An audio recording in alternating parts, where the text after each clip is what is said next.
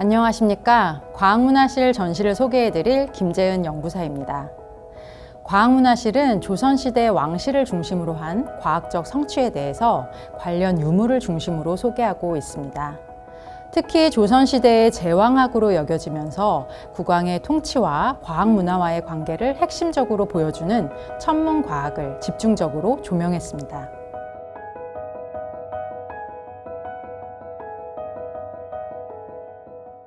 제왕의 통치가 하늘의 뜻에 의한 것이라는 인식은 고대부터 이어져 왔고 조선시대에도 예외는 아니었습니다.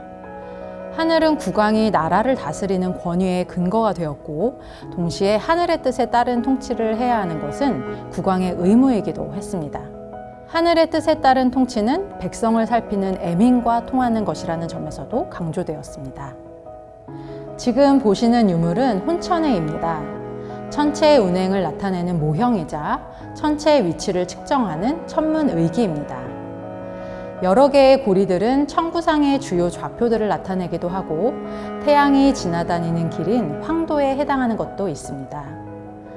유교 경전 중 하나인 서경에는 혼천의가 선기옥형이라는 이름으로 수록되어 있습니다.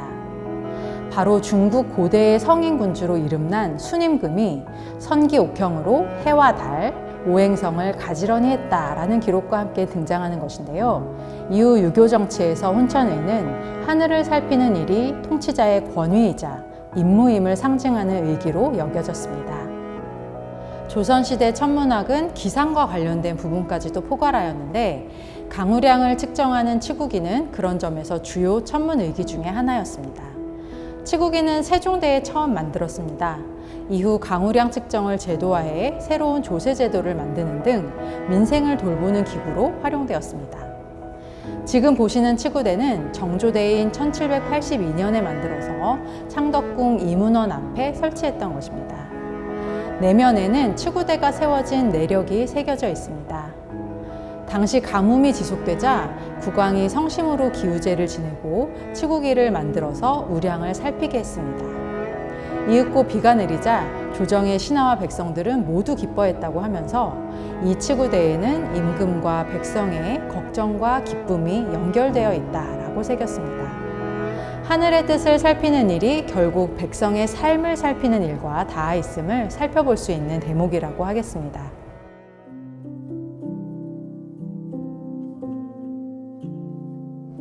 천문이 제왕의 학문으로 강조되었던 만큼 조선시대 국왕들은 국초부터 천문학의 정비에 힘을 쏟았습니다.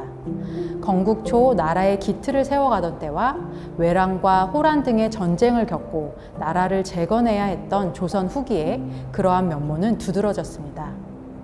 천문학과 관련해서 가장 먼저 떠오르는 조선시대 국왕은 단연 세종대왕일 것입니다. 실제로도 천문 관련 연구가 가장 폭발적으로 이루어지고 이후에 전통이 만들어진 시기가 바로 세종대였습니다.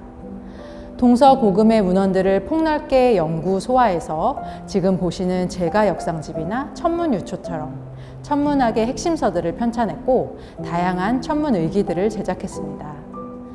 조선 후기의 국가문물제도를 집대성에서 편찬한 문헌비고 제1천머리에는 천문에 해당하는 상위고가 배치되어 있습니다. 영조는 문헌비고 상위고에 붙인 글에서 임금은 하늘, 땅, 또 해와 달을 받들어 하늘을 섬기는 사람이므로 하늘에 해당하는 상위고를 처음에, 땅을 살피는 여지고를 그 다음에 배치한다고 밝히기도 했습니다. 궁궐 내에는 이러한 연구의 증거물들이 다양하게 자리했습니다. 세종대에는 경복궁 안에 천문관측대에 해당하는 간의대, 또 자동물시계인 자경루를 설치 운영했던 보루각, 옥루를 설치 운영했던 흠경각 등의 건물이 있었습니다. 앞에 보시는 현판 두 개는 각각 규정각 현판, 규정각기 현판에 해당합니다. 규정각은 영조대에 혼천의를 새로 만들고 보관하기 위해서 경희궁에 마련했던 건물입니다. 천문 관측과 연구에 대해서는 서운관을 설치해 제도화했습니다. 서운관은 세조대부터는 관상감이라고 불렀죠. 천문, 지리, 역법과 관련된 업무를 담당했고 가장 높은 직급인 영사는 영의정에 겸직하도록 했던 중요도가 높은 관청이었습니다. 관상감의 업무 중에서 가장 중요한 것이 천문학으로 하늘에서 일어나는 주요 현상의 관측, 일월식의 예보, 또 역서 제작과 편찬을 주요 업무로 했습니다.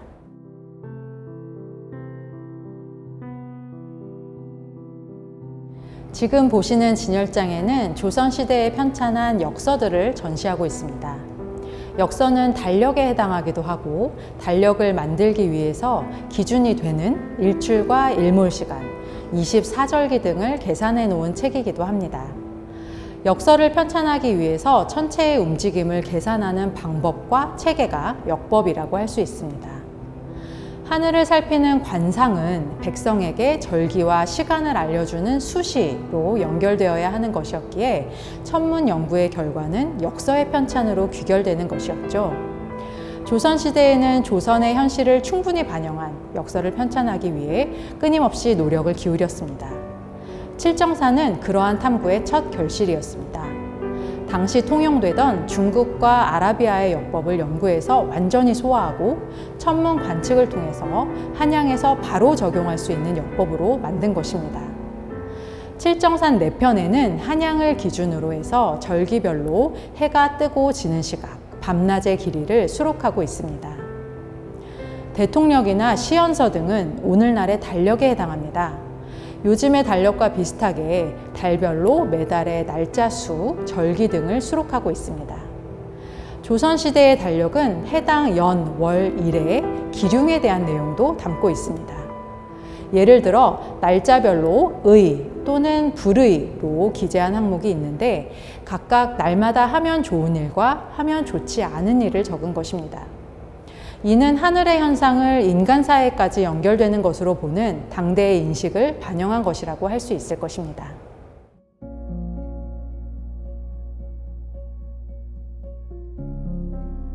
조선시대 왕실이 천문학의 중심이었고 천문 관련 연구, 천문의기 제작 등을 국가에서 주도하였기 때문에 조선시대 궁궐에는 다양한 천문의기가 설치되어 있었고 이를 통한 천문 관측과 연구가 이루어졌습니다.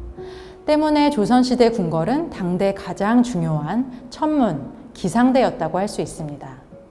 조선시대 궁궐에 설치되었던 다양한 천문의기를 함께 살펴보도록 하겠습니다. 조선시대 천문의기의 독창성이 나타나는 부분은 시간을 측정하는 시계에 집중되어 있습니다. 당시의 시계는 해와 별 등 천체의 움직임을 통해 시간을 알 수 있게 만들었습니다.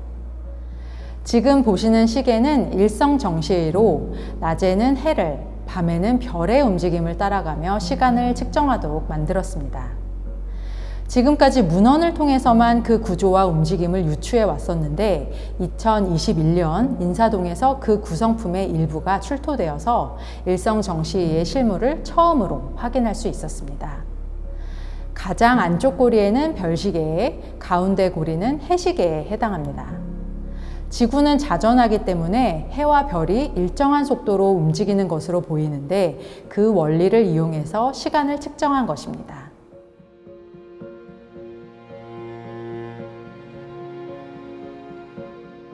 전시된 유물들은 앙부일구입니다.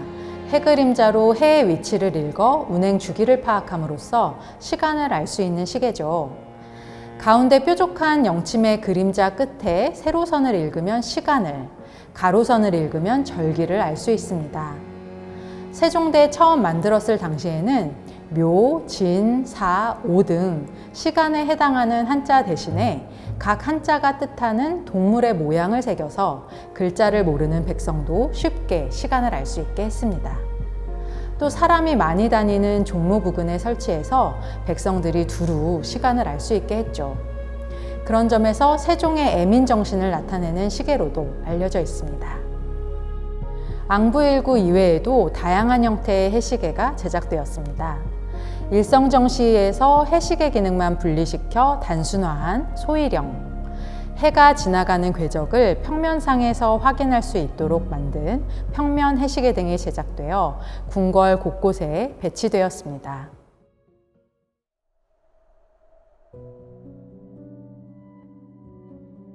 낮 시간은 해를 통해 비교적 쉽게 시간을 알 수 있습니다. 해가 지고 밤이 되면 어떻게 시간을 알 수 있을까요? 그 한 가지 방법은 이미 일성정시일을 통해서 확인하셨습니다. 바로 별의 움직임을 따라가는 것이죠. 또 다른 방법은 바로 이 물시계입니다. 조선시대 대표적인 물시계는 지금 보시는 자경루라고 할 수 있을 텐데요.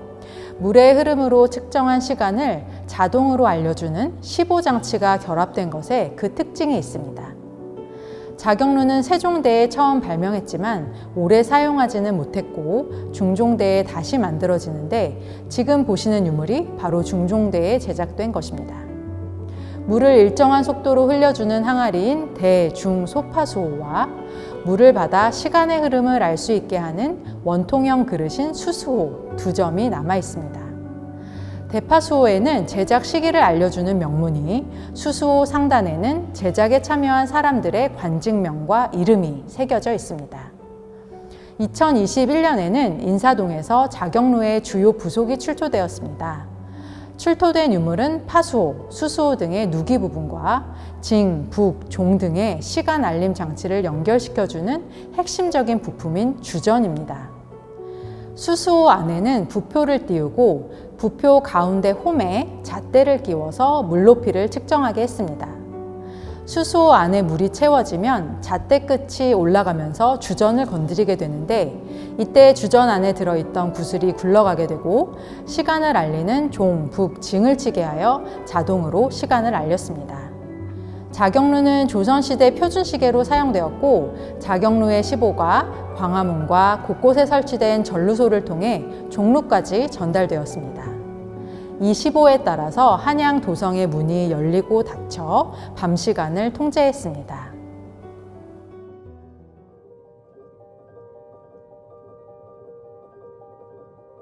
자, 이제 조선시대 밤하늘로 더 가까이 다가가 보겠습니다.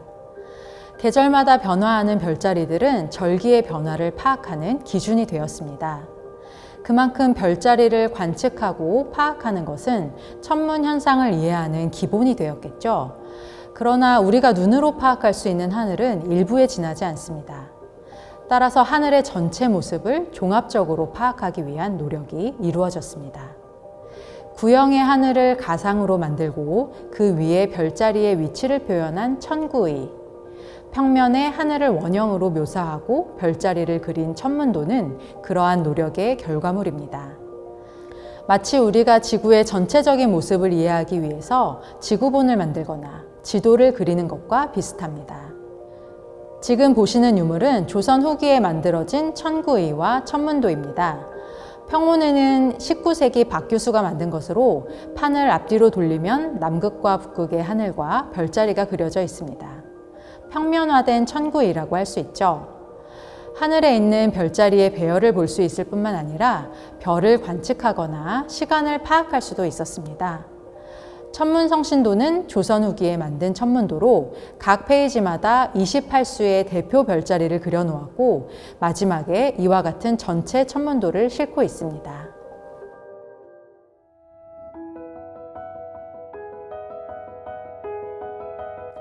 마지막 공간에서는 조선시대의 대표적인 천문도인 천상열차 분야지도 각석을 만나보실 수 있습니다.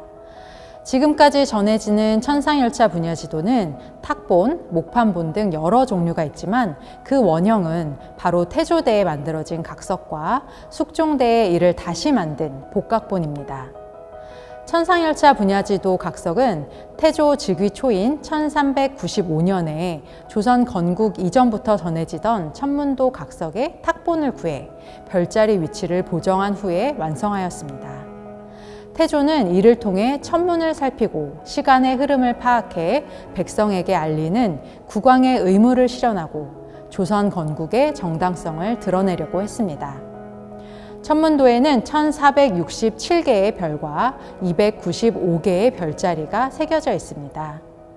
가운데 원에는 1년 내내 볼 수 있는 별자리가, 바깥쪽에는 계절에 따라 바뀌는 별자리가 자리하고 있습니다.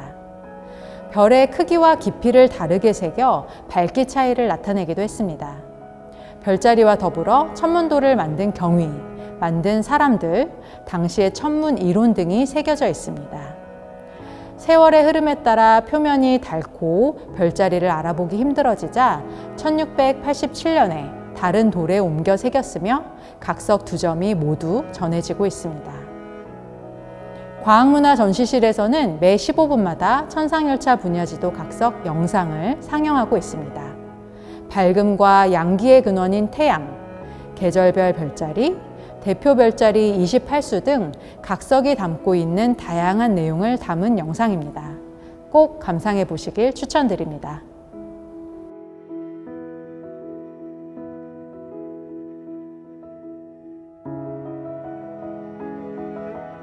저와 함께 과학문화 전시실을 둘러보셨습니다. 어렵게만 느껴지는 과학문화유산에 대해서 한 걸음 가까이 다가가는 계기가 되셨길 바랍니다. 감사합니다.